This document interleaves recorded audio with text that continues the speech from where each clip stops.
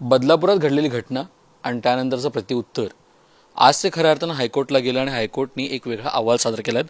Sudhakar sir माझ्यासोबत. Sudhakar sir, खरं तर आपण नेहमी असं म्हणतो की ज्या गोष्टी घडल्यात त्याचं रिॲक्शन होतं, त्यानंतरच्या गोष्टी घडल्यानंतर आज हायकोर्टने जो अहवाल दिला आहे, कसं काय पाहता या गोष्टी?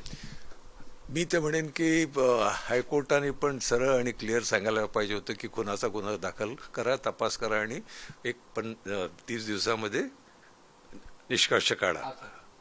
पण काय होतंय ना, आपलं जसं लोक विनाकारण घाबरत आहेत.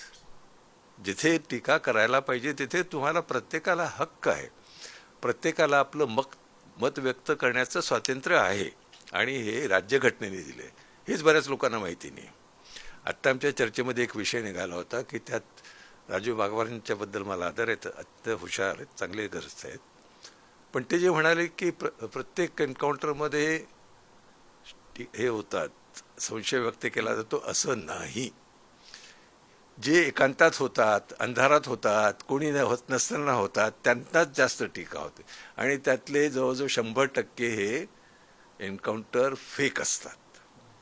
तर आज गरज जी आहे आपल्याला व्यवस्था सुधारण्याची आहे आणि प्रत्येकाच्या अडचणी आहेत. पोलिसांच्या अडचणी आहेत, पीपीच्या अडचणी आहेत, न्यायालयाच्या अडचणी आहेत, जेलच्या अडचणी आहेत, किंवा जे आपण न्यायव्यवस्था म्हणतो त्यामध्ये सर्वच येतात आणि सामान्य जनता पण येते, कारण सामान्य जनता पण साक्षीदार असते, पंच असतात, सर्व असतात. तर आज जी परिस्थिती निर्माण झालेली आहे ती अशी आहे की या संपूर्ण जे घटक, वेगवेगळे घटक आहेत, ह्या घटकातले सर्व फार कमी लोक कायद्याप्रमाणे किंवा घटनेप्रमाणे काम करतात. अर्थात त्याला कारणही आहेत, म्हणून फक्त मी दोष देतो असं नाही. जसं साक्षीदार द्यायचं, गुन्हेगार जो आहे त्याचा खून करेल अशी जर परिस्थिती असेल तर त्याची काय टाप आहे साक्ष द्यायची? नाही देणार.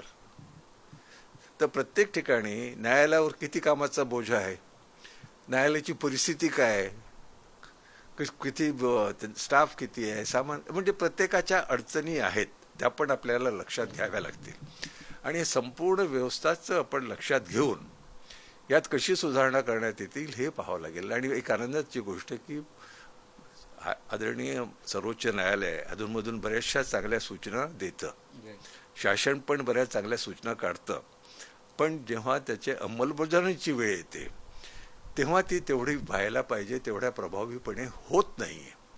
इथे आपण सर्वांनी जागरूक होऊन हे बघा, आता सिग्नल तोडं, गॅम्बलिंग झालं, हे झालं, दारू प्यायलं वगैरे, जिथपर्यंत फारसं उपद्रव होत नाही अशा केसेस तुम्ही एका फटक्यात देऊन टाका आणि काढून टाका. कोर्टाचं कशाला बर्डन करता तुम्ही? पोलिसांनाच अधिकार देऊन टाका किंवा एक कमिटा नेमा आणि त्यांना द्या अधिकार. अशा फालतू बऱ्याचशा लाखो फालतू केसेस आहेत की ज्यामध्ये आदरणीय कोर्टाचा वेळ वाया जाऊ नये असं मला वाटतं. पण या सगळ्यानंतर सर अजून एक गोष्ट तिकडेच आपण बोलतो की एन्काउंटरचं कल्चर निर्माण होतं आहे. काही लोक म्हणतात ह्याच्यावर राजकीय दबाव सुद्धा आहे.